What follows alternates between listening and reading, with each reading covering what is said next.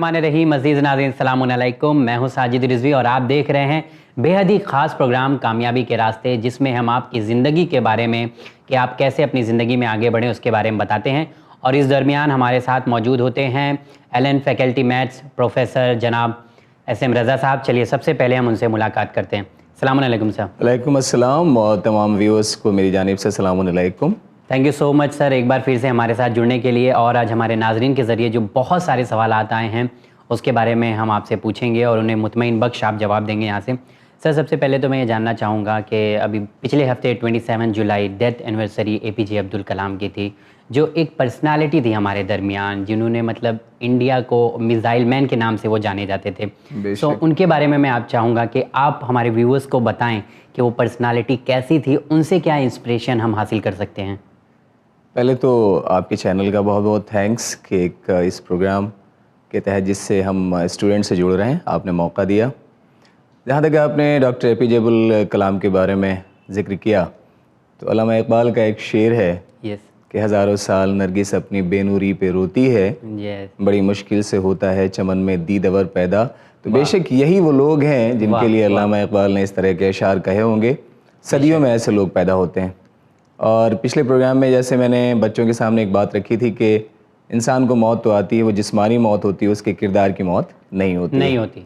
Absolutely right. और वो उसके किए गए काम ऐसे होते हैं जैसे महसूस होता है कि वो आज भी हमारे दरमियान है। तो डॉक्टर अब्दुल कलाम 2 साल पहले 2015 27 जुलाई को आपका इंतकाल हुआ, लेकिन अभी भी जैसे लगता है कि वो हमारे दरमियान है। बहुत सारे लोगों के बारे में हमने हिस्ट्री पढ़ी, लेकिन ऐसे लोग जिनके बारे में इंसान सुनता है, एक हिस्ट्री बन जाती है उनकी। वैसे प्रैक्टिकल लाइफ हमने अपनी ज़िंदगी में डॉक्टर अब्दुल कलाम की ऐसी देखी जो अपने आप में अनपैरेलल है। राइट। जहाँ तक इनका जिक्र किया जाए, एक बहुत ही गरीब फैमिली में इनकी पैदाइश हुई मद्रास में, यानी तमिलनाडु स्टेट में आपकी पैदाइश हुई है। और इनकी सबसे बड़ी बहन थी और साथ साथ ये 4 भाई थे। तो चारों भाइयों में सबसे छोटे थे। अच्छा। वालिद इनके एक मस्जिद में इमाम थे और साथ साथ नाविक यानी नाव चलाने का काम भी करते थे।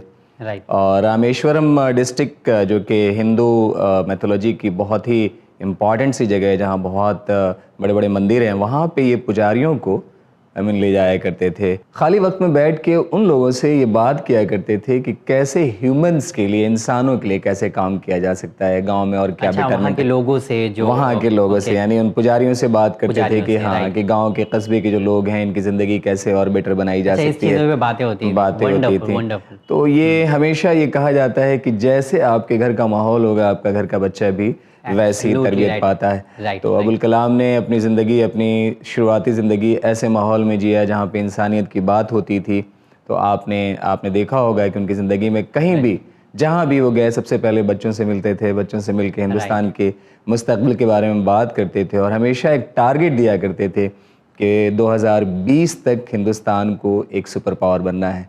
तो हमेशा जब आप उनके कोटेशंस आज भी लोग नोटेशंस आप देखेंगे, बहुत सारे कोटेशंस उनके हैं जो कि आम जिंदगी के लिए बहुत ही फ़ायदेमंद है। मोटिवेशनल्स ख़ास तौर से आप कहेंगे। और जहाँ तक मोटिवेशन वर्ड्स की आपने बात की, देखें मैं बता रहा हूँ आपको कि कितनी बड़ी हस्ती गुजरी है। मैं समझता हूँ कि ऐसे रेयर लोग होंगे जिनको 40 डिफरेंट यूनिवर्सिटीज़ से डायरेक्ट PhD की डिग्री आपको मिली है। वाओ 40, हाँ अगेन बहुत हो गया, 40 यानी 40 डिफरेंट ऑर्गेनाइजेशन से आपको PhD की डिग्री हासिल हुई है। और ऐसी शख्सियत बहुत कम देखने को मिलती है। आपने जब शुरुआती दौर में जब आपने एजुकेशन शुरू की तो फाइनेंशियल बैकग्राउंड कमज़ोर होने की वजह से आपने पेपर डिस्ट्रीब्यूशन, जिसको आप हॉकर कहते हैं, उसका भी आपने काम किया।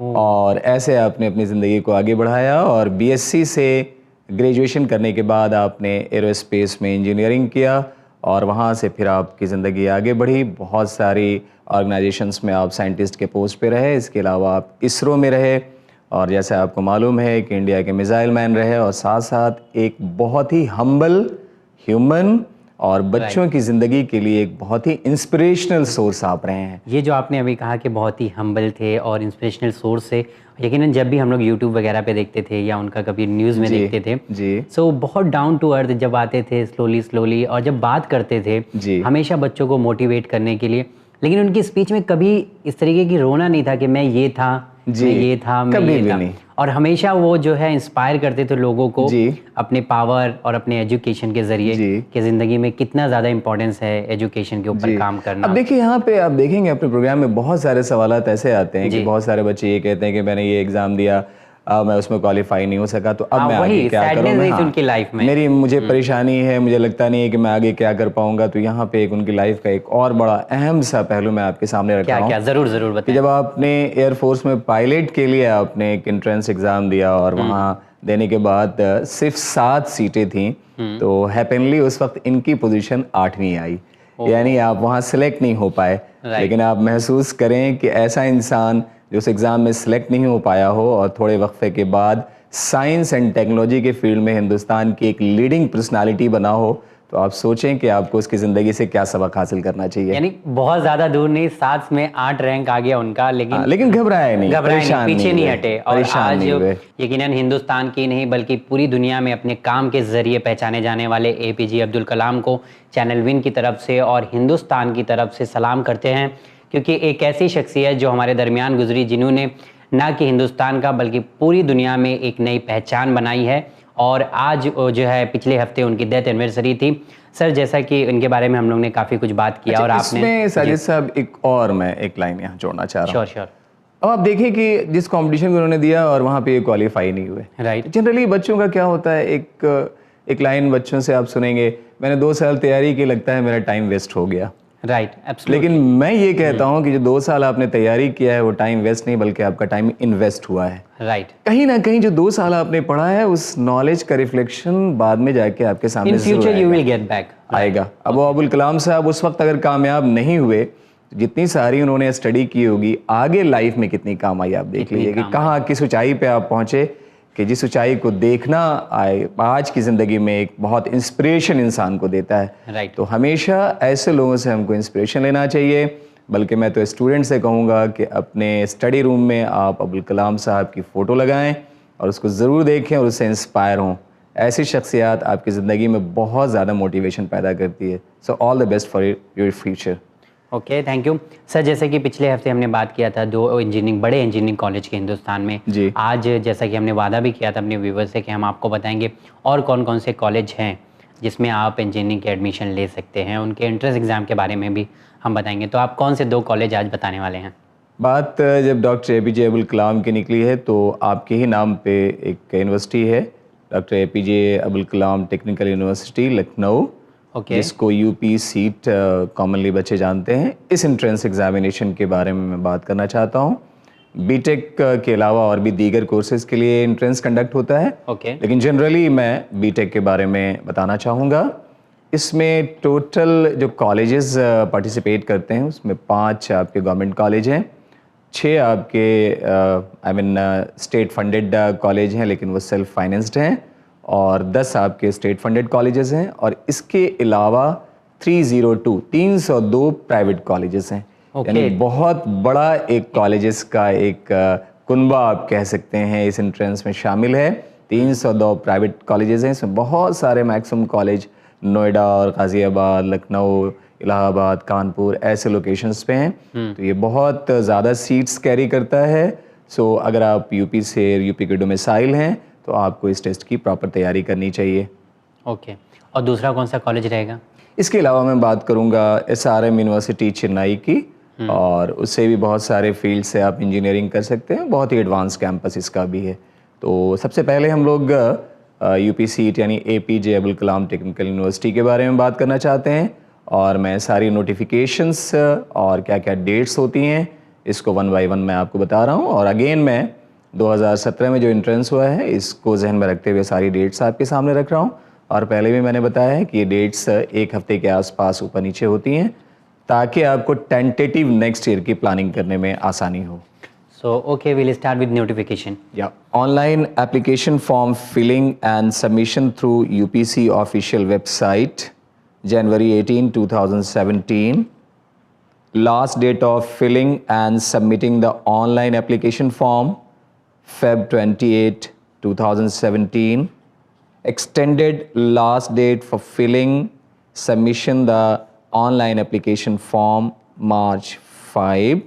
Further extension of last date for filling and submitting the online application form March 15. कभी कभी ऐसा भी होता है कि वक्त नहीं मिल पाने की वजह से आप ऑन टाइम फॉर्म फिलअप नहीं कर पाते हैं, इसके लिए यहाँ पे एक्सटेंडेड डेट्स की भी ऑप्शंस हैं.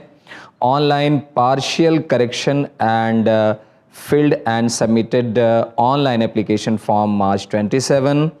Opening of link to download the admit card and official UPC website April 7. Examination date as applicable April 16 or 22 or 23rd 2017 and declaration of result before 30th of May. ये सारी dates मैं previous year के examination को जहन में रखते हुए दे रहा हूँ. ओके सर, आपने नोटिफिकेशन के बारे में हमें बता दिया, लेकिन अब बड़ा सवाल ये होता है कि अगर कोई बच्चा इस एग्ज़ाम को देना चाहता है या ऑनलाइन फॉर्म भरना चाहता है जी, सो सबसे पहले उसको ध्यान आता है कि वो एलिजिबल है इसके लिए कि नहीं है जी. सो उसके बारे में बताइए कि 10+2 ही है इसके लिए. Eligibility criteria diploma is there, diploma के भी 10+2 इसमें एलिजिबिलिटी क्राइटेरिया है और इसमें आप PCM आपको होना चाहिए 10+2 में विद साइंस बैकग्राउंड और डेफिनेटली 1 मार्क्स तो इंजीनियरिंग कॉलेज में जाने के लिए आपके पास अच्छा होना ही चाहिए. जनरली आप हमेशा माइंड में रखें कि आप कम से कम 60% ज़रूर स्कोर करें. ओके सो जैसे ऑल ओवर इंडिया से people can apply, student can apply for this examination. हाँ, इसमें बस 2 चीज़ें सामने आएंगी. हाँ, थोड़ा बस रिजर्वेशन क्राइटेरिया होता है. इसमें ये होता है कि 85% सीट्स उन लोगों के लिए रिजर्व होती हैं जिनकी स्कूलिंग या और डोमिसाइल अगर यूपी से हो. बाकी 15% आउटसाइड इंडिया के लिए कोटा वहाँ भी है. ओके जैसे आप मेडिकल में भी बहुत सारे बच्चों के क्वेश्चंस आए थे, तो उसमें एक होता है AIQ ऑल इंडिया कोटा और एक होता है स्टेट कोटा. तो ऑल इंडिया कोटा होता है 15% जितनी सीट्स होती हैं उस मेडिकल कॉलेज में और 85% वहाँ के डोमिसाइल्स के लिए जो उस स्टेट से बिलोंग करते हैं उनके लिए होता है. तो यहाँ भी वही क्राइटेरिया है. ओके जी. अच्छा, पेपर पैटर्न की अगर हम बात करें तो पेपर पैटर्न क्या होगा इस एग्जाम का? Again objective questions, 1 questions 4 answer, 1 quick correct होगा. Physics, chemistry, mathematics 50 question each. 50 physics, 50 chemistry, 50 mathematics, time 3 hours. तो 150 के मार्क्स के 150 क्वेश्चंस होंगे. और जहाँ तक मार्किंग स्कीम के बारे में आप अगला सवाल पूछेंगे तो उसमें बताना चाह रहा हूँ कि 4+ यानी सही होने पे 4 नंबर हैं और 1-2 टेस्ट इंडिया में ऐसे हैं जहाँ निगेटिव मार्किंग नहीं है. उसमें ये भी टेस्ट है, इसमें कोई नेगेटिव मार्किंग नहीं होगी. सो ये सेंटर ओनली यूपी में ही होगा अगर अप्लाई करते हैं? यूपी में इसके सेंटर्स हैं. यूपी में इसके सेंटर्स ऑलमोस्ट पूरे स्टेट में, तकरीबन पूरे स्टेट में. सो ये फॉर्म के लिए सिर्फ ऑनलाइन ही अप्लाई करना है? ऑनलाइन आप अप्लाई कर सकते हैं. ऑब्जेक्शन. जी. ओके. सो यूपी वाले अगर आप देख रहे हैं, उत्तर प्रदेश के जो स्टूडेंट हैं वो अप्लाई करना चाहते हैं तो आने वाले ईयर में वो इंतज़ार करें इस चीज़ का और अप्लाई कर सकते हैं नेक्स्ट ईयर में. जी. ओके. अच्छा, हम अगर बात करते हैं जब पेपर पैटर्न की तो इसमें मार्किंग स्कीम जो आपने हमें बताई जी, सो इसमें जैसे आपने अदर एग्जाम के बारे में बताया था निगेटिव मार्क्स कट जाते हैं अगर नहीं है, सो इस तरह भी है इसमें? हाँ, इसमें निगेटिव मार्किंग नहीं, लेकिन एक बड़ा टेक्निकल पॉइंट है. मैं समझता हूँ कि पेरेंट्स को बताना बहुत ज़रूरी है, स्टूडेंट्स को भी बताना बहुत ज़रूरी है. इसमें क्या होता है कि जैसे 4+ मिले 1 करेक्ट होने पे और अगर आपने गलत किया तो आपको निगेटिव नहीं मिलेंगे, यानी माइनस. हाँ, माइनस नहीं है. लेकिन अब उसका देखें दूसरा टेक्निकल एस्पेक्ट. सपोज कीजिए कि जैसे मान लिया आपके और हमारे दोनों के 500 स्कोर आ गए, सपोज कीजिए, और निगेटिव जैसे मान लिया गलत आपने 50 अटेम्प्ट किए और मैंने 40 अटेम्प्ट किए, माइनस मार्क नहीं होंगे.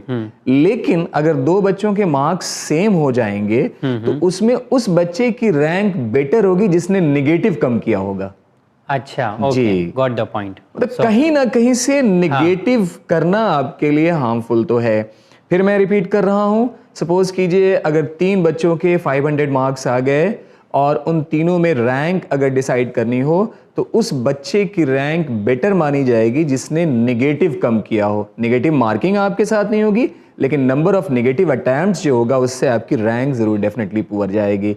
सो +4 no negative, but negative marking rank decide करने में बहुत ही इंपॉर्टेंट फैक्टर प्ले करेगी. So be careful. Okay sir, दूसरी चीज़ है जब हम अप्लाई करते हैं तो हाँ ज़्यादातर computer engineer, mechanical engineering, automobile, 3-4 field के लिए। जी। सो इसमें भी कुछ बिट सेट की तरह एक्स्ट्रा है मैकेनिकल इंजीनियरिंग के अलावा? इसमें बेसिक कितनी फील्ड है? ऑलमोस्ट जितनी सारी फील्ड्स हैं, जनरली जो फील्ड्स हैं वो सारी फील्ड यहाँ पे अवेलेबल हैं। कंप्यूटर है, मैकेनिकल है, इलेक्ट्रिकल है, सिविल है, इलेक्ट्रॉनिक्स है, केमिकल है, ये सब सारी ब्रांचेस यहाँ पर हैं। और मेरे ख्याल से ऑलमोस्ट मैं कह सकता हूँ, और जो अच्छे कॉलेजेस हैं जैसे लखनऊ गवर्नमेंट कॉलेज हो गया, सीतापुर जिसको आप सीतापुर रोड पे आप कह सकते हैं, सुल्तानपुर में आपका गवर्नमेंट कॉलेज है, तो अच्छे इसमें सारे कोर्सेज अवेलेबल हैं बीटेक के लिए। आप ट्राई कीजिए और यहाँ की प्लेसमेंट भी बहुत अच्छी है। सो अच्छा, ये कॉलेज सेंटर इसका लखनऊ है सेंटर? नहीं, अक्रॉस यूपी हर जगह, हर डिस्ट्रिक्ट में इसका सेंटर, एग्जामिनेशन सेंटर अवेलेबल है। सर जैसा कि कोटा, जैसा कि आपने बताया 85% जो है स्टेट वालों के लिए, सो 85 के अंदर भी कोटा एप्लीकेबल है अगर कोई ओबीसी या डेफिनेटली जहां भी गवर्नमेंट का एफिलिएशन होगा, जो चीज़ गवर्नमेंट के अंडर आएगी, चाहे स्टेट गवर्नमेंट हो या सेंट्रल गवर्नमेंट हो, वहाँ पर रिजर्वेशन पॉलिसी एप्लीकेबल होगी। मैं पहले ही बता चुका हूँ, 27% OBC, 15% SC, 7.5% ST and 3% physically handicap, वो एप्लीकेबल होगा। वो एप्लीकेबल होगा। अच्छा, हम जब फॉर्म फिल कर रहे होंगे, जब ऑनलाइन भर रहे होंगे इसको, तो इसके लिए कोई फीस का ध्यान रखना है? डेफिनेटली फीस स्ट्रक्चर है फॉर्म फिलअप करने की, 1000 रुपये आप फीस का होगा और ऑनलाइन आप इसे अप्लाई कर सकते हैं। अगर एडमिशन मिल जाता है उसके बाद फीस क्या होगी? उसके बाद फीस लगभग 1,20,000 रुपये पर ईयर की फीस आती है। 1,20,000 रुपये पर ईयर, यानी सेमेस्टर वाइज अगर आप देखें तो 60,000 ये होती है। सर ये तो हमने बात की एक दूसरी यूनिवर्सिटी की, अब एक और नाम आपने बताया था एसआरएम यूनिवर्सिटी के बारे में, जी, चेन्नई के, इसके बारे में बताइए ताकि जो चेन्नई के लोग हैं वो सुन सकें। एसआरएम यूनिवर्सिटी चेन्नई के 6 कैंपसेस हैं। इसमें से 3 कैंपस चेन्नई और इसके आसपास के इलाके में हैं, एक कैंपस दिल्ली एनसीआर में है, एक कैंपस सोनीपत में है हरियाणा, और एक कैंपस इसका सिक्किम में है। यानी टोटल 6 कैंपसेस हैं इनके पास, और लगभग 5,000 सीट्स के आसपास इसमें हैं, जिसमें आप इंजीनियरिंग कर सकते हैं। टोटल नंबर ऑफ सीट्स, और इसका एंट्रेंस साल में एक बार डेफिनेटली ऑनलाइन एग्जामिनेशन है, और डिटेल बाकी साजिद साहब के जैसे जैसे क्वेश्चंस आते हैं वैसे मैं जवाब देता हूँ। लेकिन मैं वो कॉलेज में पूछना भूल गया था, टोटल नंबर ऑफ सीट कितनी है? या again 5,000 total number of seats इसमें होंगी। ओके, टोटल हर फील्ड के मिला के total in totality all field में 5,000? नहीं, all stream, all 6 campuses, combined number of seats 5,000 जी। और अगर हम उसकी बात करें एपीजे अब्दुल कलाम यूनिवर्सिटीज़ की, उसमें लगभग सीट्स अब देखें, जैसे 302 मैंने प्राइवेट कॉलेज बताया है, तो बहुत सारी सीट्स होती हैं तकरीबन वहाँ पे सीट्स आप देखेंगे तो 60,000 से भी ज़्यादा होगी। 60,000 से भी ज़्यादा तो it is good opportunity for residents of UP Uttar Pradesh के लोगों के लिए। अगर वो इंजीनियरिंग कॉलेज में इंटरेस्ट रखते हैं तो एक अच्छा ऑप्शन उनके लिए ये उभर कर आता है। जी सर, अगर हम नोटिफिकेशन की बात करें एसआरएम यूनिवर्सिटी की, तो नोटिफिकेशन के बारे में आप बताएं। जी, इसके पहले मैं एक चीज़ और यहाँ पे रखना चाहूँगा, एसआरएम में किन किन फील्ड से आप इंजीनियरिंग कर सकते हैं। ओके, हाँ, एसआरएम यूनिवर्सिटी चेन्नई के इंजीनियरिंग के courses aerospace engineering, automobile engineering, biomedical engineering, biotechnology, chemical engineering, civil engineering, computer science and engineering, electronics and communication engineering, electrical and electronics engineering, electronics and instrumentation engineering, genetic engineering, information technology, information and telecommunication engineering, mechanical engineering, mechatronics, nanotechnology, software engineering। इसके अलावा bachelor of architect 5 years का course है, bachelor of designing का भी एक course है 4 year का, और बाकी मैकेनिकल जैसे मैंने आपको बताया जो कोर ब्रांचेस हैं वो भी यहाँ पे अवेलेबल हैं। तो ये सब सारी फील्ड्स हैं जिस फील्ड से आप एसआरएम से इंजीनियरिंग कर सकते हैं। ओके सर, अभी तो इंजीनियरिंग की बात होगी, नोटिफिकेशन की बात होगी। अगर चेन्नई यानी तमिलनाडु के रहने वाले अगर इसको अप्लाई करना चाहते हैं तो सिर्फ चेन्नई वाले ही कर सकते हैं कि या उसकी तरह अदर स्टेट के लिए भी यहाँ पे है? ये ऑल इंडिया बेस पे टेस्ट होता है। कोई भी इसको अप्लाई कर सकता है, और ये क्योंकि एक प्राइवेट यूनिवर्सिटी है तो इसमें कोई ऐसा रिजर्वेशन क्राइटेरिया नहीं है। जैसे मैंने आपको एपीजे अब्दुल कलाम यूनिवर्सिटी के बारे में बताया, क्योंकि वो स्टेट गवर्नमेंट से एफिलिएटेड है। सो वहाँ पे रिजर्वेशन पॉलिसी 85% एंड 15% है, पर यहाँ पे ऐसा कुछ नहीं है, ये ओपन टेस्ट है। जैसे हम लोगों ने पहले मणिपाल के बारे में जिक्र किया था, बिटसेट के बारे में जिक्र किया था, तो ये ऑल इंडिया टेस्ट है। ऑल इंडिया टेस्ट तो ये ऑल इंडिया है और मेरिट बेस पे इसमें एडमिशन्स हैं। जहाँ तक नोटिफिकेशंस के बारे में है, मैं नोटिफिकेशंस के बारे में एक एक चीज़ें आपके सामने रख रहा हूँ और अगेन 2017 को बेस मान के मैं बता रहा हूँ, और आप डेट्स का ध्यान रखें। तो ये पिछले साल की जो नोटिफिकेशन होती है उसको बेस मानते हैं। एप्लीकेशन फॉर्म 15 ऑफ नवंबर से स्टार्ट हो जाता है। Last date March 2017। Okay. Examination की स्लॉट बुकिंग जो होती है वो आप अप्रैल के फर्स्ट वीक तक कर सकते हैं, और इसका टेस्ट सिर्फ ऑनलाइन होता है और वो अप्रैल के महीने में डेट्स आप ले सकते हैं, और रिजल्ट का डिक्लेरेशन इनका मई के महीने में हो जाता है। जहाँ तक काउंसलिंग फॉर सीट्स की बात करूँ, 5 ऑफ मई से 9 ऑफ मई तक की एक काउंसलिंग की डेट आती है, और उसके बाद जब सीट्स बच जाती हैं तो सेकंड काउंसलिंग इनकी 11 ऑफ मई के ऑनवर्ड होती है। तो ये सब सारी डेट्स हैं। इसके अलावा अगर आप चाहें तो मैं एक फ़ोन नंबर यहाँ मेंशन कर रहा हूँ, इस फ़ोन नंबर से सारी इन्फॉर्मेशन आप कलेक्ट कर सकते हैं, 04427417400।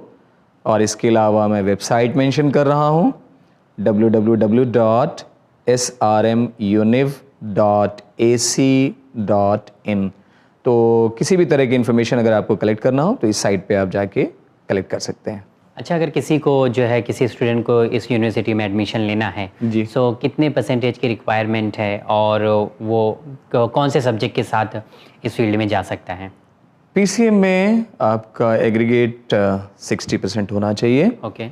और for ST/SC and OBC that is 50% in PCM। मतलब एलिजिबल रहेंगे या तब आप इस एंट्रेंस को आप फेस कर सकते हैं। ओके। अच्छा, पेपर पैटर्न की हम बात करें तो इसका पेपर एंट्रेंस एग्जाम कैसा है? पेपर पैटर्न ये 2.5 घंटे का पेपर होगा, और इसमें 35 क्वेश्चन केमिस्ट्री, और ईच क्वेश्चन का मार्क होगा 3। 35 क्वेश्चन केमिस्ट्री, 35 मैथ्स एंड 35 आपकी फिजिक्स, यानी 105 मार्क्स की केमिस्ट्री, 105 मार्क्स की फिजिक्स, 105 मार्क्स की मैथ्स, एंड टोटल मार्क्स जो होंगे वो होंगे 315 मार्क्स का। 2.5 घंटे का एग्जामिनेशन होगा ये। तो कितने स्कोर करने हैं कि एडमिशन? देखिए, किसी भी एंट्रेंस में अगर आप अपने आप को सेफर जोन में ले जाना चाहते हैं तो मैं ये मान के चलता हूँ कि एटलीस्ट आपका अटेम्प्ट 60% होना चाहिए। 60% होना चाहिए। ओके। वैसे कभी कभी ऐसा भी होता है कट ऑफ और भी नीचे जाती है, लेकिन क्योंकि कंपटीशन में आपको पता नहीं है कि जिस साल आप कंपटीशन देंगे उस साल कैसा स्लॉट आएगा।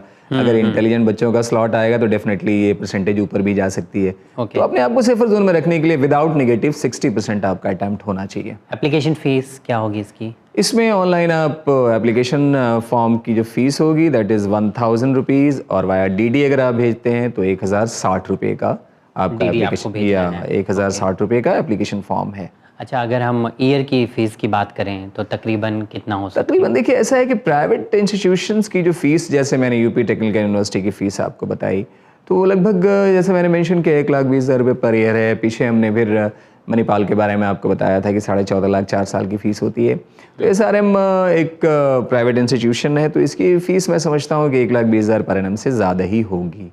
मैं कंफर्म इसके लिए कहूँगा कि एक बार साइट पर ज़रूर विज़िट करें। ओके जी सर, ये तो पेपर पैटर्न की बात हुई, लेकिन उसके बाद अगर मार्किंग स्कीम की बात करें तो इसमें किस तरीके का सिस्टम है? इसमें +3, सही करने पे +3, और अगर आप गलत करते हैं तो 1 नंबर इसमें आपके डिडक्ट होते हैं। मतलब सही करने पे +3 और 3 मार्क्स? अगर किसी क्वेश्चन को आपने अटेम्प्ट किया, हाँ, अगर वो करेक्ट है तो आपको 3 नंबर मिले, और अगर मान लिया आपने उस क्वेश्चन को गलत किया तो जो पहले आपने स्कोर किया उसमें से 1 मार्क्स आपका डिडक्ट होगा। यानी हमको 2 मार्क्स हमने स्कोर किया? नहीं, ऐसा नहीं है। जैसे आपने किसी क्वेश्चन को गलत किया तो अब नंबर मिलने की तो कोई वजह ही नहीं बनती है। यानी जो पहले नहीं, जो आपने पहले स्कोर किया, जैसे मैं एक एग्जांपल से यहाँ पहला अटेम्प्ट किया मैंने, जैसे मान लिया मैंने 10 क्वेश्चन किए सपोज, अब 10 सही आ गए हमारे, तो 30 नंबर आ गए। अब मैंने 11वां क्वेश्चन किया और वो क्वेश्चन गलत हो गया, तो 11वें क्वेश्चन का 1 भी नंबर नहीं मिलना है, और जो पहले मैंने 10 क्वेश्चंस में 30 नंबर जो ऑब्टेन किए हैं उसमें से 1 माइनस हो जाएगा। ये होती है नेगेटिव मार्किंग की स्कीम। यानी 29 फिर बचा या हमारा 29 बचे, यानी पहले जो आपने टोटल स्कोरिंग किया है उसमें से डिडक्ट होगा। अगर किसी क्वेश्चन को आप गलत करेंगे तो उसके तो 0 मार्क्स हैं। सो इस बेटर कि अगर नहीं पता है तो मत करें, एकदम नहीं करना चाहिए। जहां नेगेटिव मार्किंग है, मार्किंग नहीं जाना चाहिए। अगर जहां नेगेटिव मार्किंग एप्लीकेबल है वहां पे आप बहुत सिक्योर हो तभी आप क्वेश्चंस का अटेम्प्ट लें। जनरली साजिद साहब देखा होगा आपने कि पीछे बहुत सारे बच्चों ने क्वेश्चन राइज किया है कि मेरे पास बायोलॉजी है, मैं मेडिकल में नहीं जा पा रहा हूँ या नहीं जा पा रही हूँ, तो अब मेरे लिए क्या क्या ऑप्शंस बन सकते हैं। इसमें एसआरएम यूनिवर्सिटी में 3 ऐसे ब्रांच हैं जहां बायोलॉजी के बच्चे भी अप्लाई कर सकते हैं। ओके, जैसे बायोटेक्नोलॉजी हो गया, जैसे जेनेटिक इंजीनियरिंग हो गया आपका, तो इसमें ये या बायोमेडिकल इंजीनियरिंग है, इसमें आपके पास जो पेपर आएगा वो आएगा केमिस्ट्री, फिजिक्स एंड बायोलॉजी। और 12th में आपके पास सब्जेक्ट होना चाहिए फिजिक्स, केमिस्ट्री एंड बायोलॉजी या बायोटेक्नोलॉजी या मैथमेटिक्स। तो अगर आप बायो से हैं और जेनेटिक इंजीनियरिंग की तरफ आप जाना चाहते हैं, बायोमेडिकल इंजीनियरिंग की तरफ जाना चाहते हैं, बायोटेक्नोलॉजी की तरफ आप जाना चाहते हैं, तो ये एंट्रेंस आपके लिए बहुत ही यूजफुल है। आप इसको मेडिकल के साथ साथ भी ट्राई कर सकते हैं। क्वेश्चन और जो इनमें मैं क्वेश्चन पैटर्न थोड़ा सा यहाँ डिस्कस करना चाह रहा था। जी बीटेक के लिए 35 ईच सब्जेक्ट में क्वेश्चंस थे, 35 केमिस्ट्री, 35 मैथ्स एंड 35 आपके फिजिक्स में। यहाँ पे स्लाइट डिफरेंस आएगा, 35 फिजिक्स केमिस्ट्री होगा, लेकिन 50 क्वेश्चन होगा बायोलॉजी का, और बायोलॉजी के क्वेश्चन में नेगेटिव मार्किंग 0.75 होगा। ओके, सिर्फ बायोलॉजी में? सिर्फ बायोलॉजी में, बाकी फिजिक्स केमिस्ट्री में +3 एंड -1। ओके, ठीक है sir, thank you so much ये दोनों कॉलेज के यूनिवर्सिटीज़ के बारे में हमें बताने के लिए। आई होप तमिलनाडु एंड उत्तर प्रदेश के लोग इससे ज़्यादा फ़ायदा उठाएंगे। दूसरी बात सर, जो व्यूवर्स के क्वेश्चंस हैं, मैं चाहता हूँ कि बहुत सारे क्वेश्चन हैं तो ज़्यादा से ज़्यादा व्यूवर्स के आंसर पहुँचाए जाएँ। सो मैं क्वेश्चन पूछ सकता हूँ आपसे? एकदम पूछिए, और हम भी बार बार कहते हैं हम आपके इंतज़ार में रहते हैं, आपके क्वेश्चंस के इंतज़ार में। और ये चैनल बहुत बहुत शुक्रगुजार है आपका कि आप इस प्रोग्राम को बहुत प्रॉपरली देख रहे हैं और इससे फ़ायदा उठाने की कोशिश कर रहे हैं। येस, एब्सोल्युटली, बिकॉज व्यूवर्स के जो क्वेश्चंस आते हैं सर, हम लोग जब पढ़ते हैं उसे तो बहुत अच्छा लगता है कि लोग इतना ज़्यादा अपनी रुचि जो है पढ़ाई की तरफ दिखा रहे हैं। सो बढ़ते हैं अगले सवाल की तरफ। जो पहला सवाल आया है, अस्सलाम वालेकुम। वालेकुम सलाम। I am Muzambil, I am in mechanical engineering but my uncle want me to transfer it to civil in 3rd semester, so what branch should I choose? Muzammil साहब, पहले तो आप अपने अंकल से ज़रूर बात करें कि आखिर में उनके व्यूज़ क्या हैं, क्योंकि देखिए तजुर्बा उनके पास है, उन्होंने कुछ सोचा होगा। भाई क्यों उनके जहन में ये बात आई। हो सकता है कोई जॉब प्रोस्पेक्ट उनके सामने होगा, या आपके लियाकत या और सब सारी चीज़ों को देख के उनका मशवरा आ रहा होगा। तो एक बार आप उनसे बैठें और उनसे बात करें। जहाँ तक मैं समझता हूँ कि मैकेनिकल अपने आप में कोर ब्रांच होने की वजह से बहुत ही अच्छी ब्रांच है। आगे चल के इसके बहुत सारी फील्ड्स आप यहाँ से निकलेगी। डिज़ाइनिंग में आप जाएं, ऑटोकैड करके, और भी सारी मैन्युफैक्चरिंग फील्ड में आप चले जाएं, तो पावर सेक्टर में आप जा सकते हैं, डिज़ाइनिंग सेक्टर में आप जा सकते हैं। तो मैं कहूँगा कि एक बार उनसे सलाह मशवरा करें और उनके ख़यालात को देखें। और मैं समझता हूँ कि अगर आपके अंकल इस प्रोग्राम को देख रहे होंगे तो मैं कहूँगा कि आप अपने बच्चे को प्रॉपरली गाइडलाइन दें, और अगर मैकेनिकल की तरफ उसका रुझान है तो उसमें उसको कंटिन्यू करने दें, क्योंकि एक बहुत ही ओपन फील्ड है। हाँ, क्योंकि मैकेनिकल में लाइन एक्सटेंशन ज़्यादा है कंपेयर टू सिविल। डेफिनेटली ज़्यादा है। ओके सर, बढ़ते अगले सवाल की तरफ। अस्सलाम वालेकुम। वालेकुम सलाम। Sir, I need your help, we are here to help you. This time I give exam 11th class, so sir tell how to perfect reading in class 12th। हम आपकी हेल्प नहीं कर रहे हैं, बल्कि आप हमारी हेल्प कर रहे हैं इस प्रोग्राम को देख के। और आपके सवाल के ज़रिए और भी बहुत सारे बच्चों तक हम पहुँच पा रहे हैं। Definitely sir. तो जहाँ तक पढ़ने के बारे में आपने क्वेश्चन राइज किया, पढ़ाई के सिलसिले में जहाँ तक कंसंट्रेशन की बात आप करते हैं, तो कंसंट्रेशन कहाँ से बनता है? जब आप सब्जेक्ट में शौक़ अपना आप डेवलप करते हैं। तो मैं तो ये कहूँगा कि आप सब्जेक्ट को इंटरेस्ट लेके पढ़ने की कोशिश करें। 12th बहुत ही इंपॉर्टेंट है। आपने यहाँ मेंशन नहीं किया है कि आप साइंस स्ट्रीम से हैं या आर्ट्स या कॉमर्स से हैं, लेकिन फिर भी किसी भी स्ट्रीम से हो, आप 12th में पहले अच्छा स्कोर करने की कोशिश करें, क्योंकि ये पहली सीढ़ी है। और इसके लिए जो भी आपकी बुक्स, जो स्टेट बोर्ड्स की बुक होंगी या NCERT, जिस बोर्ड से भी आप हों, उस बुक्स को बहुत थॉरो आप करने की कोशिश करें। 11th की भी चीज़ें आप रिवाइज करते रहें, क्योंकि आगे चल के ये कॉम्पिटिटिव एग्जाम्स में आपको काम आएंगी। या 12th के कुछ इस तरह के भी टॉपिक होंगे जो 11th के टॉपिक से कंटिन्यूएशन में होंगे, जहाँ उस कंसेप्ट को आप यूज़ करेंगे। तो 11th कभी कभी मौका मिले 15 दिन 10 दिन में एक बार रिवाइज करें, 12th को थॉरो रखें, मॉक टेस्ट पेपर ज़रूर आप करें, और जिस चैप्टर को आप करें उस चैप्टर के बहुत सारे नेट से आप क्वेश्चन डाउनलोड कर सकते हैं, उसको टाइम बाउंडेशन में प्रैक्टिस करने की कोशिश करें। अस्सलाम वालेकुम। वालेकुम सलाम sir. I have completed BE Mechanical, pass out year in 2015. From there on, I have searched a job in technical field. Then I applied public sector job and given exams. I am in confusion. Choose my path. Public sector units की जो आप entrance exams दे रहे होंगे उसके साथ साथ आप gate भी आप दें, क्योंकि गेट और PSUs की जो कोचिंग्स या जो प्रिपरेशंस होती हैं वो ऑलमोस्ट सेम ही होती हैं, सिलेबस भी एक ही जैसा होता है। तो यहाँ से मैं कहूँगा कि गेट दे के आप किसी अच्छे NITs या IITs में पहुँचने की कोशिश करें। अगर वहाँ से एक बार आप MTech करते हैं तो डेफिनेटली उस कैंपस से जॉब अपॉर्चुनिटी बहुत ही ज़्यादा अच्छी क्रिएट होगी, या वहाँ से रिसर्च के भी बहुत सारे अच्छे और ब्राइट ऑप्शंस आपके सामने आ सकते हैं। राइट। मैं कहूँगा कि PUC के साथ आप गेट भी एक बार ट्राई करें। ओके सर, बढ़ते अगले सवाल की तरफ। ये अगला सवाल है मीर इतरत हैदरी का, जो कश्मीर से हैं। इन्होंने चैनल की बहुत तारीफ़ की है, प्रोग्राम की। बहुत बहुत शुक्रिया, आपने इतना वक्त निकाला और एक बेहतरीन जो है देखा जाए लिखकर आपने भेजा चैनल की तारीफ़ की, उसके लिए बहुत बहुत शुक्रिया अदा करते हैं। बढ़ते हैं अगले सवाल की तरफ। ये सवाल है सुहाना शेख का। अस्सलाम वालेकुम। वालेकुम सलाम।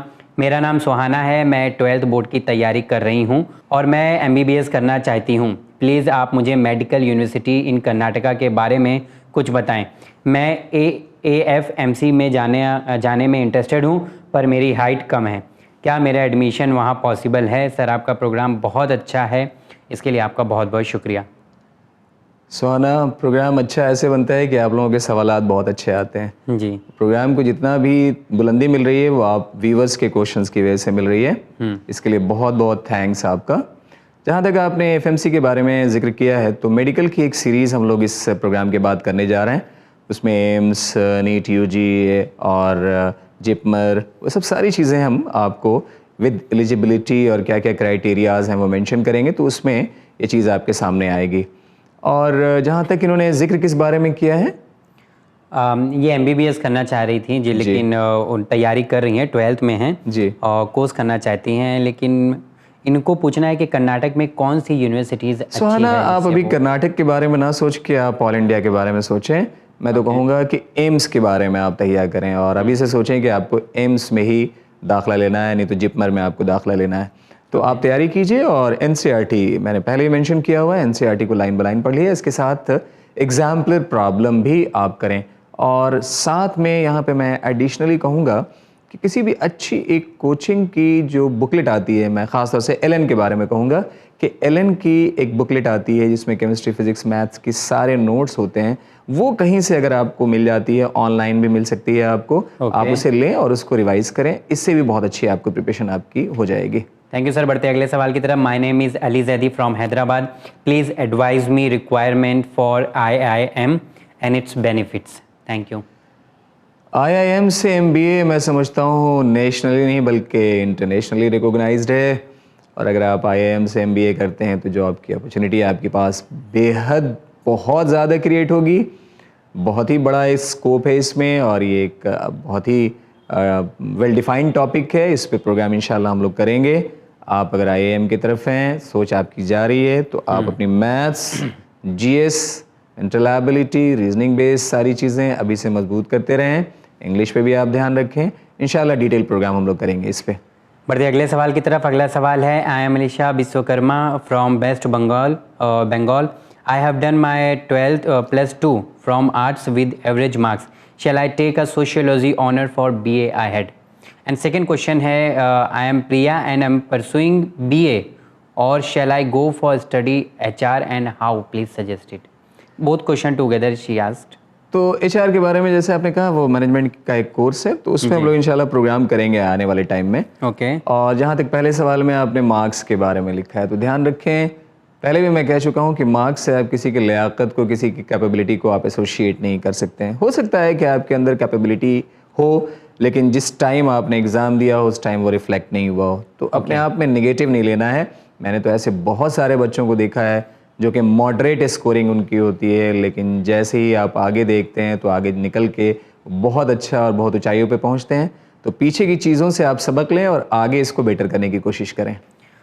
ओके, बढ़ते हैं अगले सवाल की तरफ। ये मेरा नाम नाजिया है, मैं कर्नाटक से हूँ। मुझे नीट में बहुत कम परसेंटेज आया है। मुझे BHMS या BAMS करना है, तो क्या करूँ? मैनेजमेंट फ़ीस क्या होगी? नाजिया, आपने मेंशन नहीं किया कि ये कौन सा आपका अटैम्प्ट है। ओके। अगर आपका फर्स्ट अटैम्प्ट है तो मैं तो कहूँगा कि 1 साल आप रुक के तैयारी करें। जहाँ तक BHMS और BUMS या BMS के बारे में आपने बात की, तो ये भी कोर्स है, यहाँ से भी जॉब अपॉर्चुनिटी क्रिएट होगी, लेकिन MBBS आपके लिए ज़्यादा अच्छा होगा, BDS से भी ज़्यादा बेहतर होगा। तो अगर ये आपका पहला अटैम्प्ट रहा हो तो आप रुकें, 1 साल तैयारी करें और उसके बाद फिर आप कोशिश करें। मेडिकल कॉलेज में, गवर्नमेंट अगर मेडिकल कॉलेज से आप कोर्स करते हैं तो फीस बहुत कम होती है, तो ट्राई करें, एक बार देखें, इंशाल्लाह अच्छा अटैम्प्ट आपका रहेगा। ओके, बढ़ते हैं अगले सवाल की तरफ। अस्सलाम वालेकुम। वालेकुम सलाम। My name is Anas Khan. My question is, now I have completed my first year MBA, now in second year, so which specialization should I take? MBA in HR या MBA in IT? I am from Pune, I am not good at in accounts. Pune एक IT hub की city है, तो मैं तो कहूँगा कि आप MBA IT के बारे में सोचें। जहाँ तक आपने अकाउंट्स के बारे में लिखा है कि वो आपका अच्छा नहीं है, तो अच्छा नहीं है तो याद रखेंगे, जब भी आप मैनेजमेंट या बिज़नेस से लगी हुई कोई भी चीज़ आप पढ़ेंगे वहाँ अकाउंट्स तो आपका आएगा। तो जब अच्छी नहीं है और आपको मालूम है तो प्लीज़ इस बीमारी का इलाज करें, उसको ठीक करने की कोशिश करें। Thank you sir. बढ़ते अगले सवाल की तरफ। अजहर का सवाल है, ये सवाल पूछ रहे हैं, I am completed diploma in automobile engineering, then what I do right now? BTech करें आप ऑटोमोबाइल से, क्योंकि ऑटोमोबाइल में थोड़ा सा जॉब अपॉर्चुनिटी डिप्लोमा के बाद स्लाइटली कम है। अगर आप डिग्री करते हैं तो वहाँ से आपको जॉब अपॉर्चुनिटी अच्छी मिलेगी। ट्राई करें किसी अच्छे गवर्नमेंट कॉलेज से बीटेक करने की। बढ़ते अगले सवाल की तरफ। मेरा नाम जर्रीन है, मैंने TYBA किया है, मेरा परसेंटेज बहुत कम आया है, प्लीज़ मुझे सजेस्ट कीजिए कि मैं आगे क्या करूं टीचिंग के अलावा। टीचिंग के बारे में ना बताइए आप। पहले तो ये है कि जब आपको पता है कि आपका परसेंटेज कम आया है तो पहली जिम्मेदारी तो आपकी ये बनती है कि आने वाले ईयर में आप अपनी परसेंटेज इंक्रीज़ करें। किसी भी कंपटीशन में आप जाएंगे तो वहाँ पे आपके लिए एक मिनिमम एलिजिबिलिटी क्राइटेरिया होगी, मिनिमम परसेंटेज होगा किसी भी एंट्रेंस में अपीयर करने के लिए, वो तो आपको हर हाल में लाना है। तो अगर आपका स्कोर अभी कम है, BA सेकेंड ईयर में जैसे इन्होंने लिखा, किस ईयर में लिखा है इन्होंने BA के बारे में? TYBA। आप थर्ड ईयर में हैं, तो आप थर्ड ईयर थोड़ा सा और भी मेहनत करें और एवरेज परसेंटेज अपनी आप इंक्रीज करें। इसके बाद आपके पास बैंकिंग है, रेलवे है, और भी बहुत सारी अपॉर्चुनिटी क्रिएट होगी। बल्कि मैं समझता हूँ कि मैक्सिमम कंपटीशन के लिए ओपनिंग डोर स्टार्ट ही होती है आफ्टर ग्रेजुएशन। हाँ, तो आप अपनी स्कोरिंग को, आप ग्रेजुएशन में अपने स्कोर को आप जल्दी से इम्प्रूव करें। जी। अस्सलाम वालेकुम। वालेकुम सलाम। I am from UP sir, I have pass class 12th with 90.5%, congratulation, and I have decided to do BCA. Sir, what are the job opportunities after doing BCA? Can I get a job in US after this course? देखिए, जहाँ तक United state में course के बारे में आपने कहा है, याद रखेंगे कि अमेरिका के बारे में जहाँ तक मैंने सुना है, या जो लोग वहाँ जाते हैं उनसे एक कॉमन सा स्टेटमेंट सामने निकल के आता है कि अमेरिका में टैलेंट की कदर होती है। तो जब भी आप अमेरिका जाने की सोचें तो अपने फील्ड में एक्सपर्टाइज आप लेने की कोशिश करें। BCA से बेहतर होगा कि BCA करने के बाद आप MCA ज़रूर करें, उसके बाद आप अटैम्प्ट लें, अच्छी अपॉर्चुनिटी आपके लिए क्रिएट होगी। ओके सर, बढ़ते अगले सवाल की तरफ। अगला सवाल है, how do we identify the interest of our child in subject with his marks score in subject और else in his strength? I think we have taken last. हाँ, लेकिन इसमें जब आपने पिछली बार पूछा था तो मैंने जवाब दिया था। एडिशनली एक बात और मैं यहाँ जोड़ रहा हूँ, NBT नेशनल बुक ट्रस्ट की बहुत सारी सस्ती किताबें बच्चों के लिए शाया होती हैं। जिन किताबों को आप दें तो बच्चा उसको बहुत इंटरेस्ट से पढ़ेगा। जैसे मैं एक बुक के बारे में बता रहा हूँ, क्वाइंस के बारे में एक पूरी बुक NBT ने छापी है। लगभग उस बुक की कीमत 40 से 45 रुपये होगी, ओनली क्वाइंस, करेंसी के बारे में। तो अब बड़ा एक क्यूरियोसिटी होती थी हम लोगों को अपने चाइल्डहुड में कि किसी सिक्के पे देखेंगे तो नीचे ईयर के नीचे एक डॉट लगा होता है, राइट। तो बचपन में हम लोग समझते नहीं थे कि ये डॉट है क्या। जब मैंने उस बुक को पढ़ा तो उसमें पता चला कि नोएडा में एक प्लांट है, जिस प्लांट में जो सिक्के बनते हैं उस सिक्के के नीचे डॉट लगाया जाता है। अच्छा, तो बड़ा इंटरेस्टिंग सी चीज़ें आपके बच्चे के लिए यहाँ मिलेंगी। तो NBT की बुक्स, बच्चों की सीरीज बहुत सारी आती है, बहुत सस्ती भी होती है। तो आप NBT पे साइंस, साइंटिस्ट के बारे में जो किताबें होती हैं वो सब आप परचेज करके अपने बच्चे को दें। पढ़ने से इंटरेस्ट उसका और भी क्रिएट होगा। Okay, thank you sir. बढ़ते अगले सवाल की तरफ। I want to say that sir, मैंने BSc कंप्लीट कर लिया है, PCM से आगे क्या करना चाहिए? Sir, Suraj from Narora district Bulandshahr. Suraj साहब, आप MBA, MCA और भी सारे एंट्रेंस हैं आपके लिए, बैंक PO, या मैं तो कहूँगा कि अगर रिसर्च करें MSc करने के बाद, और ओपनिंग तो हो ही चुकी है, यहाँ से डोर तो आपके लिए खुल चुके हैं। आप डिसाइड करेंगे किस फील्ड की तरफ आपको बढ़ना है। बढ़ते हैं अगले सवाल की तरफ। सलामुअलैकुम, वालेकुम सलाम। I am in MCA final year. I want to appear in NET exam this year. Please suggest me how should I prepare for it. NET के लिए इंशाल्लाह प्रोग्राम हम लोग ज़रूर करेंगे और उसमें पूरी डिटेल आपके सामने रखेंगे। Okay sir, I am Abhinav from Bihar. I got 497 marks in NEET 2017। What are my choice for getting into a good medical college in Bangalore. आप ट्राई करें, देखिए बेंगलोर में जो आपको कोटा मिलेगा वो ऑल इंडिया कोटा से आप जाएंगे, जो कि 15% होता है। तो मैं तो कहूँगा कि बेंगलोर में आप देखें, अगर आ जाती है आपकी कट ऑफ तो वेल एंड गुड, नहीं तो आप बिहार स्टेट में भी आप देख सकते हैं। आपके मार्क्स अच्छे हैं, मुझे लगता है कि स्टेट कोटे से कहीं ना कहीं कुछ गवर्नमेंट कॉलेज आपको मिलना चाहिए। ओके, बढ़ते हैं अगले सवाल की तरफ। अगला सवाल है, myself Mohammad Abbas. I have completed my diploma in mechanical engineering with 87% and I am planning for degree education. Please suggest me some engineering college in Mumbai. Mumbai में जितने भी इंजीनियरिंग कॉलेज हैं, आप एक बार साइट MST-CT की आप ओपन करें, वहाँ पे सारे कॉलेजेस आपके सामने निकल के आ जाएंगे और उनके एंट्रेंस आप देख लें और अपीयर करें इंशाल्लाह। मेरे ख्याल से सारी इन्फॉर्मेशन है साइट पे। अस्सलाम वालेकुम, वालेकुम सलाम। I am UPC selected candidate. I want to know scope which is better, civil और कंप्यूटर साइंस। ये सवाल है सैयद मोहम्मद जैदी फ्रॉम मेरठ से। बताइए इनको सर। और सर इनका आगे भी सवाल है, sir tell me also about the Galgotia college is better for और SRM कॉलेज इज़ बेटर। देखिए, ऐसा नहीं है कि सिविल में ऑप्शंस नहीं है, लेकिन बनिस्बत सिविल के कंप्यूटर में ज़्यादा ऑप्शंस हैं। कंप्यूटर के बारे में आपको पता ही है कि is the tool of the life, तो कंप्यूटर की तरफ आप बढ़ें। जहाँ तक कॉलेज के बारे में आपने क्वेश्चन राइज किया है कि गलगोटिया या SRM में बेटर कौन है, देखें कॉलेज बेटर है इसके लिए क्या पैरामीटर क्या हो सकता है? Campus selection. कैंपस सिलेक्शन, जब कैंपस सिलेक्शन आप देखेंगे तो कैंपस सिलेक्शन में भी कुछ फैक्टर्स होते हैं कि जिस शहर में है उस शहर में इंडस्ट्रीज़ कितनी है, इंडस्ट्रीज़ से उनका कनेक्शंस कैसा है, प्रीवियस कौन कौन सी कंपनीज़ वहाँ आ चुकी हैं या पहले निकले हुए बच्चे कितने सक्सेसफुल रहे हैं। मैं समझता हूँ गलगोटिया थोड़ी पुरानी यूनिवर्सिटी है, नोएडा की एक फेम यूनिवर्सिटी है।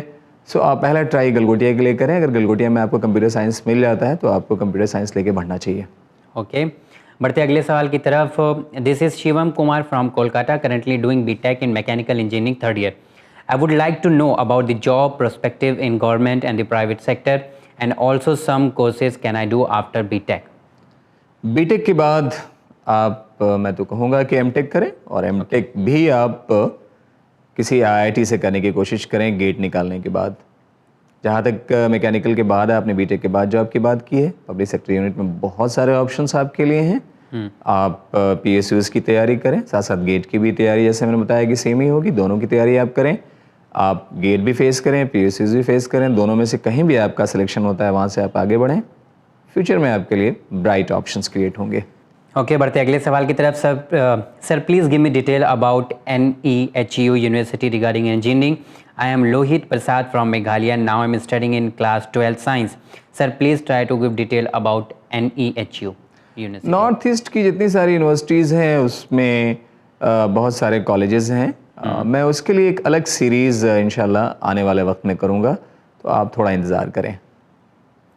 ओके, बढ़ते अगले सवाल की तरफ। अस्सलाम वालेकुम, वालेकुम सलाम। Sir I have completed my graduation in electrical and electronics engineering with 73% marks and my aim is to be a IAS officer, but at this time I want to go for MBA through CAT। Please give me the right way to go. Thank you so much. I am from UP। आप MBA की तैयारी करें और मैं तो कहूँगा एक बार job में आप आ जाएं। जॉब में आने के बाद थोड़ी सी आपके अंदर एक फाइनेंशियल बैकअप भी आ जाएगी और माइंड भी बहुत आपका रिलैक्स होगा, और फिर आप चाहें तो पैरेलल IAS की तैयारी कर सकते हैं। बहुत सारे ऐसे आप सक्सेसफुल कैंडिडेट देखेंगे, इनका बैकग्राउंड आपको ऐसा दिखेगा कि जो जॉब में रहते हुए भी IAS की तैयारी करते हैं और IAS क्रैक भी करते हैं। तो आप देख लें आपका फाइनेंशियल बैकग्राउंड कैसा है। अगर टेक्निकली आप फाइनेंशियली थोड़ा साउंड नहीं है तो मैं तो कहूँगा MBA करके आप जॉब करें, और अगर लगता है कि बैकअप है तो डेफिनेटली आप IAS की तरफ बढ़ें और तैयारी करें। इंशाल्लाह एक अच्छा रिजल्ट आपके लिए होगा। ये हमारी विशेज़ है आपके लिए। Okay, My name is Mustafa and I am from Lucknow. I am going to take admission in diploma engineering in Jamia Millia. Can you please suggest that which field should I apply, which will have much scope? I am really confused. हमेशा advisable है कि आप core branch की तरफ जाएं। Core branch में जैसे mechanical, electrical and civil, इसको कोर ब्रांच कहते हैं। उसमें मैं 2 की तरफ ज़्यादा आपको कहूँगा, आप मैकेनिकल या इलेक्ट्रिकल की तरफ जाएं। Okay. अगर कंप्यूटर साइंस में वहाँ पे कुछ अवेलेबल है तो पहली प्रायोरिटी आप उसको रखें, अदरवाइज इलेक्ट्रिकल या मैकेनिकल।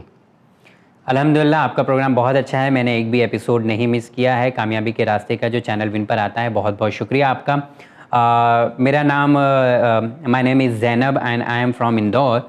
मेरी बहन 8th क्लास में है। जब एग्ज़ाम डेट आती है वो स्टार्ट करती है प्रिपरेशन, उससे पहले प्रिपरेशन स्टार्ट नहीं करती है। एग्ज़ाम के वो 1-2 दिन पहले ही बैठती है, जिससे उसके मार्क्स बहुत कम आते हैं और मैं उसे कैसे समझाऊं जिससे वो पढ़ाई सीरियस ले और स्टार्टिंग से ही एग्ज़ाम की प्रिपरेशन करे। बस कुछ बातें मैं जो एक्सपीरियंस रहा है मेरा, मैं उसे शेयर कर रहा हूँ। ज़ैनब, आपसे, आप इंदौर से हैं जी। और आप इस प्रोग्राम को देखती हैं, इसके लिए पहले तो बहुत बहुत थैंक्स मेरी तरफ से भी और चैनल की तरफ से भी। जहाँ तक पढ़ने के सिलसिले में आपने पूछा है, आप अपनी बहन को एग्ज़ामिनेशन के बारे में और लाइफ में फ्यूचर में आने वाली जो परेशानियां हैं, जो कंपटीशन है, उसके बारे में आप बताएं। जैसे साजिद साहब, यहाँ पे मैं एक 2-3 बड़ा कॉमन सा एग्जांपल मैं रख रहा हूँ बच्चों के लिए। आप देखें कि अगर एग्ज़ामिनेशन ना हो तो पढ़ाई का कोई मीनिंग नहीं है। There is no use of it. Yes, अगर आपसे ये कह दिया जाए कि 5वीं क्लास में 5 साल आपको रहना है, तो फिर पढ़ाई का कोई मीनिंग नहीं बनता है। तो इसका मतलब ये है कि पढ़ाई का मीनिंग तब बनेगा जब साल ब साल आप क्लास को प्रमोट करें और आगे बढ़ें। और क्लास को प्रमोट करने का सिंगल रास्ता है एग्जामिनेशन। तो पहले आप समझ लें कि आप पढ़ते ही इसलिए हैं कि आपको एग्ज़ाम देना है। अब जहाँ तक एग्ज़ाम देने की बात आती है, अब जैसे ही आप आगे बढ़ेंगे और 12th के बाद किसी कंपटीशन की तरफ बढ़ने की कोशिश करेंगे, तो वहाँ पे पोजीशन ये होती है कि जितने भी कैंडिडेट जो पहले से आ रहे होते हैं उनकी परसेंटेज बहुत अच्छी होती है 90s में। जैसे मैंने किसी प्रोग्राम में शायद आपको बताया था कि इस बार CBSE से 12th क्लास में 95% to 100% स्कोर करने वाले बच्चों की तादाद लगभग 25,500 के आसपास थी। यस 25,000 जिन्होंने मतलब 97-98% स्कोर किया है। और मैथ्स में 100 out of 100 लाने वाले बच्चों की तादाद लगभग 4,500 CBSE बोर्ड से बच्चे हैं। जी। तो आप महसूस करें, और इस साल का जो टॉपर है उसके देख लीजिए 499 मार्क्स आउट ऑफ 500 हैं। तो मार्क्स आगे चल के बहुत ही आपके लिए एक अहम रोल प्ले करेगा। और दूसरी बात, कंपटीशन में भी आप ले लें। मान लिया किसी कंपटीशन में अगर आप 70% की एलिजिबिलिटी क्राइटेरिया, मान लिया मेरे बोर्ड्स में 95% है और आपके 75 हैं, हम दोनों एक कंपटीशन में बैठे, हम दोनों एक कंपटीशन को क्वालिफाई करते हैं। क्वालिफाई करने के बाद सपोज हम दोनों बीटेक करते हैं। बीटेक करने के बाद किसी कंपनी में हम जॉब के लिए एप्लीकेशन देते हैं, जहाँ पे रिक्वायरमेंट बीटेक है। जब वहाँ पे हम 2 जाएंगे और सीट 1 होगी, तब वहाँ इंटरव्यू लेने वाला आपको देखेगा कि बीटेक के अलावा जो आपने एग्जामिनेशन फेस किया है उसमें आपका स्कोर कैसा रहा है। तो वहाँ पे क्योंकि आपके 12th में 75 थे और मेरे 95 थे, तो मुझे कंपनी ज़्यादा अहमियत देगी, I mean in comparison of you. हाँ, बिकॉज़ आपके पास में ज़्यादा अच्छी स्टडी किया हुआ है और मार्क्स अच्छे हैं, राइट। तो मुझे ज़्यादा अहमियत मिलेगी। तो जहाँ भी आप देखें, हर क्लास में 10th में जो मार्क्स आप ऑब्टेन करेंगे, ये चल के लाइफ में बड़ा क्रूशियल रोल प्ले करेगा। आगे 12th में जो आपके स्कोर्स हैं, तो हमेशा स्कोर की तरफ आप केयरफुल रहें और ध्यान रखेंगे। कंपटीशन इतना टफ है कि सीट्स और नंबर ऑफ कैंडिडेट को अगर जब आप कंपेयर करेंगे तो आपको लगेगा कि बहुत इंपॉर्टेंट है। सो एग्जामिनेशन के लिए, मार्क्स ओरिएंटेड पढ़ाई के लिए हमेशा कोशिश करें अच्छा स्कोर लाएं। इससे आपको एक अच्छी हिम्मत मिलेगी आगे बढ़ने के लिए। ओके सर, एक आगे बहुत अच्छा इंटरेस्टिंग क्वेश्चन है जी, और अच्छा हुआ मैं जवाब दे नहीं रहा हूँ जी। इसका जवाब आप ही दे रहे हैं, शायद आप ही सही से देंगे। इन्होंने क्वेश्चन किया है 1L is equal to 1000 ml। जी। Again he has written down 1000 cm cube bracket में is equal to 2dm bracket में क्यूब। जी। How it can made up. शायद वो सोच रहे हैं कि आप इंजीनियर की टीचिंग करते हैं, सो शायद इसलिए बता देंगे। देखिए, कन्वर्शन यूनिट के बारे में बता रहा हूँ बच्चे। अगर आप एरिया से आप स्टार्ट करता हूँ, सपोज अगर मैंने एक रेक्टेंगल ले लिया तो रेक्टेंगल की लेंथ अगर मैंने दे दिया है 1 मीटर और ब्रेथ दे दिया है सपोज 2 मीटर, तो उसका एरिया आप लिखेंगे 1 metre into 2 metre, that is 2 square metre.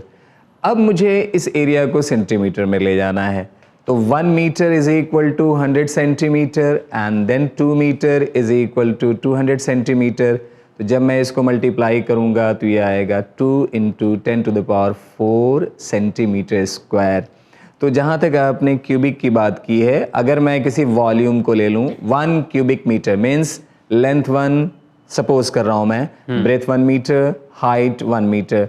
अब अगर मैं इन तीनों को सेंटीमीटर में ले जाना चाहता हूँ तो लेंथ को 100 सेंटीमीटर, ब्रेथ को 100 सेंटीमीटर, हाइट को 100 सेंटीमीटर, यानी 100 इंटू 100 इंटू 100 दैट इज़ 10⁶, और 1 सेंटीमीटर लेंथ का, 1 सेंटीमीटर ब्रेथ का, 1 सेंटीमीटर हाइट का, तीनों को मल्टीप्लाई करेंगे तो that will become cubic centimetre. तो इस तरह से आप कन्वर्शंस कर सकते हैं। आप ध्यान रखें कि हर लेंथ का एक अलग कन्वर्शन, ब्रेथ को भी कन्वर्ट करना पड़ेगा, हाइट को भी, फिर तीनों को मल्टीप्लाई करके यूनिट की क्यूब लेनी पड़ेगी। आई थिंक जो स्ट्रांग है वो बेटर समझ चुके होंगे, मुझे थोड़ा थोड़ा समझे। बढ़ते अगले सवाल की तरफ।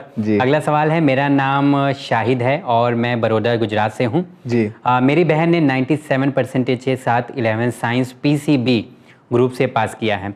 वो गुजरात स्टेट बोर्ड से गुजराती मीडियम से है। उसे MBBS करके MD बनना है। हमारी फैमिली इनकम बहुत कम है, इसलिए वो नीट की कोचिंग नहीं ले सकती है। वंडरफुल, कॉन्ग्रेचुलेशन, 97% है सर इनका। 97% और वो भी 11th क्लास में, बहुत ही बेहतरीन मार्क्स है। और ध्यान को तो रखें people take it easy. 11th तो अपने आप में कहा जाता है कि 12th से ज़्यादा मुश्किल होता है, और मैं समझता हूँ कि अगर आपके 11th में 97 है और 12th में अगर आप इसको और इम्प्रूव करेंगी तो आप स्टेट की टॉपर भी बन सकती हैं। जहाँ तक आपने MBBS के बारे में लिखा है, देखिए 97% आपके 11th में आए हैं, आपको सब्जेक्ट की बहुत अच्छी नॉलेज है। 12th में भी इसको कंटिन्यू रखें, आप बहुत आराम से MBBS क्वालिफाई करेंगे। कुछ ऑर्गेनाइजेशंस को मैं जानता हूँ जो टैलेंटेड बच्चों को फ्री ऑफ कॉस्ट कोचिंग की फैसिलिटी प्रोवाइड करते हैं। मैं हो सकता है उनसे बात करूं और आपका नंबर उनको रेफ़र करूं और वो आपसे कांटेक्ट करें गुजरात में, और आपको इस तरह की फैसिलिटी प्रोवाइड करें कि आप नीट की तैयारी करें। मेरी तरफ से बहुत बहुत विशेज़ हैं और आप एकदम डिटर्मिन्ड रहें, आप ज़रूर एक कामयाब स्टूडेंट बन के निकलेंगी।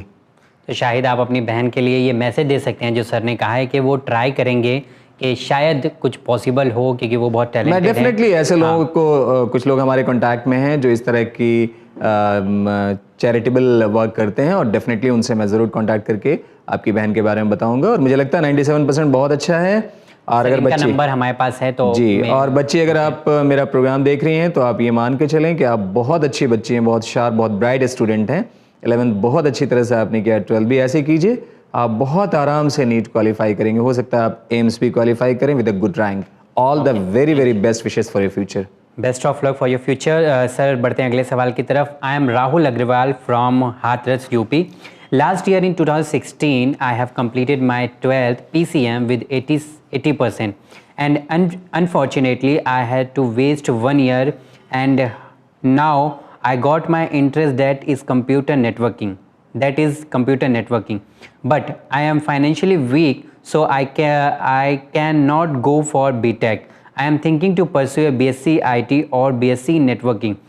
So can you please suggest me good university in India which provide admission on the basis of merit, as it has been too late to apply for, or should I do a BSc IT in distance mode and focus on different types of certification? I think you got the question, sir. What is asking? बहुत अच्छा, बहुत detail आपने लिखा है। या आपने राहुल बहुत अच्छा क्वेश्चन, पूरा डिटेल आपने किया है। फिर मैं अपनी प्रीवियस बात को रख रहा हूँ, आपने टाइम वेस्ट नहीं किया, आपने टाइम इन्वेस्ट किया है, वो कहीं ना कहीं आपको लाइफ में ज़रूर पे करेगा। जहाँ तक छोटे छोटे सर्टिफिकेट कोर्स के बारे में आपने कहा, बहुत सारे सर्टिफिकेट कोर्स हैं, इस पर हम लोग एक प्रोग्राम करेंगे। और मैं कहूँगा कि अन्नामलाई यूनिवर्सिटी के आप साइट पे जाएं, बहुत अच्छे अच्छे अप्लाइड साइंसेस के कोर्सेज वहाँ पर हैं, आप उनको देखें और वहाँ से करने की कोशिश करें। ओके, बढ़ते हैं अगले सवाल की तरफ। I M Abbas from Muzaffarnagar UP। मैंने AMU से BA इन सोशियोलॉजी से किया है। मेरा 49% मार्क्स आया है और मैं UK से MBA करना चाहता हूँ, मुझे कुछ सजेस्ट कीजिए। प्राइवेट यूनिवर्सिटीज़ में UK में आप देख लें। पहले तो थोड़ी सी परसेंटेज मुझे आपकी स्लाइड कम लग रही है, 49% मुझे लगता है कि एलिजिबिलिटी शायद क्रिएट करने में थोड़ी प्रॉब्लम आए। आप पहले इंडिया में ही MBA के बारे में सोचें, बहुत सारे स्कोप्स यहीं से आपको क्रिएट होंगे। Okay, एक wonderful message है. It is nice to watch your program, television program towards guiding the student for their perspective study field in developing future. I just saw your TV channel today morning. पहली बार इन्होंने ये programme देखा and इन्होंने message किया. Thank you for giving feedback. Sir, I am Syed Mehtab Ali from Mumbai. Ambernath, I have scored 81% in 10th. Congratulations. Now I am doing 11th and 12th by commerce. My plan is to do hotel management and event management. I want to know what exactly hotel management is. जहाँ तक hotel management के बारे में आपने पूछा है, हम लोग मैनेजमेंट के कोर्सेज पे एक प्रोग्राम करेंगे जिसमें IIMs के भी सारे कॉलेजेस को कवर करेंगे और उसके बाद hotel management and event management के बारे में भी डेवलप सारे जो कंटेंट हैं वो आपके सामने रखेंगे. थोड़ा आप वेट करें. ओके, अगला सवाल है. मेरा नाम रक्षंदा है. मैंने BCom किया है. आगे क्या करना चाहिए मुझे BCom के बाद? BCom के बाद CA, ICWA और या CS आप देख लें. CS ट्राई करें. CS अच्छा कोर्स है. या आप लॉ की तरफ भी बढ़ सकती हैं और या MBA की तरफ भी आप जा सकती हैं. मैंने पहले B.Ed के बारे में बताया था, वो भी कोर्स आपके लिए है. या बहुत सारे 6-6 महीने के सर्टिफिकेट कोर्स हैं अकाउंटिंग के, आप वो भी देख सकती हैं. तो इस तरफ आप बढ़ें और अच्छे ऑप्शंस हैं इसमें भी. अस्सलामुअलैकुम. वालेकुम सलाम. Hello sir, my name is Adil Raza and I am from Delhi. मैंने 12 2015 में CBSE से किया है और अब मार्क्स 474 आए हैं नीट में. आप मुझे बताएं कि क्या कोई गवर्नमेंट मेडिकल कॉलेज मिल सकता है एडमिशन दिल्ली में. And I M OBC candidate और मैं अब आगे क्या करूं अगर मेरा सिलेक्शन नहीं होता है तो. मैंने 2 बार कोटा से कोचिंग ले चुका हूं 2016 और 17 में. Please guide me answer on WhatsApp and और on channel win. Thank you so much. बहुत अच्छा प्रोग्राम है. यस सर, बताइए. मुझे तो लगता है कि अभी काउंसलिंग चल रही है और मैं समझता हूँ कि शायद आपको कहीं ना कहीं कुछ ना कुछ कॉलेज मिल चुका होगा क्योंकि मार्क्स आपके बहुत अच्छे हैं. तो इंशाल्लाह आप ये ज़रूर मेंशन कीजिएगा अगले प्रोग्राम तक कि आपको कहाँ एडमिशन मिला. मार्क्स आपके अच्छे हैं और डेफिनेटली आप हो सकता है अगर ये फर्स्ट राउंड में नहीं मिले तो सेकंड या थर्ड राउंड तक आपको कहीं ना कहीं किसी ना किसी कॉलेज में एडमिशन ज़रूर मिलेगा. माइट भी दिल्ली में नहीं मिले पर आउटसाइड दिल्ली आपके लिए ऑप्शंस क्रिएट हो सकते हैं. ओके, अगला सवाल है. आई एम मंशा. अस्सलामुअलैकुम. वालेकुम सलाम. I am Mansha Shaikh from Goa. I have passed my 12th with 71%. Congratulations and qualified NEET with 68% marks. And my state rank is 500 and I should go for MBBS. And this year, is there any chance in IAQ, All India? AIQ में मेरे ख्याल से आप देखें और state rank भी आपकी 500 है तो गोवा में भी कहीं ना कहीं कोई थर्ड राउंड तक आपको कुछ ना कुछ मिलना चाहिए. और ऑल इंडिया कोटे से आप भी ट्राई करती रहें. थर्ड राउंड का वेट करें और इंशाल्लाह मार्क्स भी आपके ठीक लग रहे हैं तो मुझे लगता है कि आपको कुछ ना कुछ ज़रूर किसी ना किसी कॉलेज में MBBS मिलना चाहिए. All the best. Very very. My name is Shweta. I have taken admission for MSc. So what should I do next? MSc किस कोर्स में आपने लिया या आपने मेंशन नहीं किया? MSc physics, chemistry, biology, microbiology, इसमें एक बार मेंशन करें आइंदा प्रोग्राम में, फिर हम लोग डिटेल करेंगे कि आपको कैसे आगे बढ़ना है. Sir, I am Abhishek Gautam from Kondli. Recently I have pass 12th class and got 57 marks, 57%. And for the BTech, AKTU from UP is right option to choose a college in UP then Delhi. It is right? AKTU में बहुत सारे अच्छे colleges हैं. आप देख लें कि अगर आपके मेरिट लिस्ट में एडमिशन्स वहाँ पे अगर आपको दाखिला मिल रहा है तो आप ले सकते हैं. और लखनऊ इंजीनियरिंग कॉलेज आप देख लें, सुल्तानपुर में है, या कुछ नोएडा में प्राइवेट कॉलेजेस बहुत अच्छे हैं. तो आप अपने मेरिट के अकॉर्डिंग देखें कि आपको कहाँ पे क्या मिल रहा है. ऑप्शंस आप ले सकते हैं. Sir, thank you so much for giving a wonderful answer to our viewers and I hope कि जो अभी हमारे क्वेश्चंस बचे हुए हैं नेक्स्ट एपिसोड में उनके सवाल के जवाब दिए जाएंगे. And what will be the next topic? आइंदा आने वाले प्रोग्राम में हम लोग मेडिकल साइंसेस के बारे में बात करेंगे, सारे एंट्रेंस एग्जाम के बारे में बात करेंगे क्योंकि बहुत सारे बच्चों ने ये क्वेश्चन राइज किया है कि मेडिकल पे कब आप प्रोग्राम करेंगे. तो अब मेडिकल की बारी है. Okay, thank you so much. अगर आपके पास भी मेडिकल से जुड़े हुए कोई सवालात हैं और आप मेडिकल फील्ड से जुड़े हुए सवालात पूछना चाहते हैं तो अपने सवालात ईमेल कर सकते हैं हमारा ईमेल एड्रेस है winislam islam@gmail.com। अपने क्वेश्चंस आप हमें व्हाट्सएप के ज़रिए भी पूछ सकते हैं। हमारा व्हाट्सएप नंबर है 9930474147। इस पे आप अपने व्हाट्सएप के ज़रिए सवालात पूछ सकते हैं। आपके सवाल का इंतज़ार करेगा हमारा ये प्रोग्राम कामयाबी के रास्ते। देखते रहिए चैनल विन। शुक्रिया, खुदा हाफिज़।